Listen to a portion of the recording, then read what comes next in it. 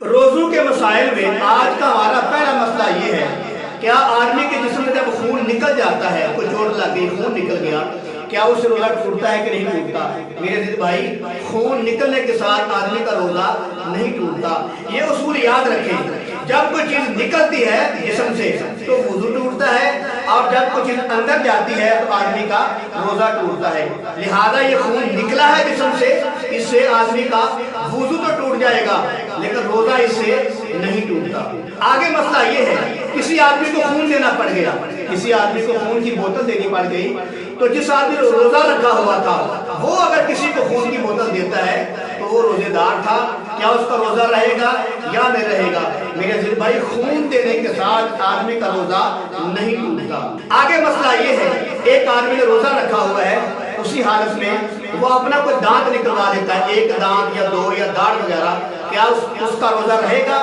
میرے عزیز بھائی، دانت نکلوانے کے ساتھ آدمی کا روزہ نہیں ٹوٹتا۔ آگے مسئلہ یہ ہے، روزہ رکھنے کی حالت میں سرما لگانا، آئینہ دیکھنا، یا بچے سے پیار کرنا، یا کسی بچے کا بوسہ لے لینا، کیا روزہ ٹوٹ جاتا ہے کہ نہیں؟ میرے پیارے عزیز بھائیوں، روزے کی حالت میں سرما لگانا یا شیشہ دیکھنا یا بچے کو پیار محبت سے بوسہ لے لینا، اس سے روزہ آدمی کا نہیں ٹوٹتا۔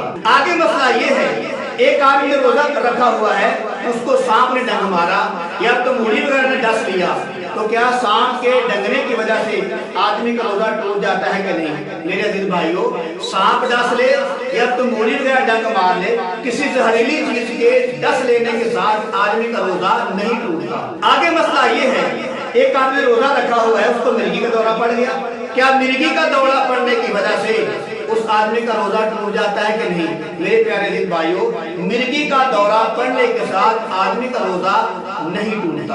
آگے مسئلہ یہ ہے، اگر کوئی آدمی اپنی آنکھ میں دعا ڈالتا ہے، کیا اسے روزہ ٹوٹ جاتا ہے کہ نہیں؟ میرے پیارے عزیز بھائیوں، آنکھ میں دعا ڈالنے کے ساتھ آدمی کا روزہ نہیں ٹوٹتا۔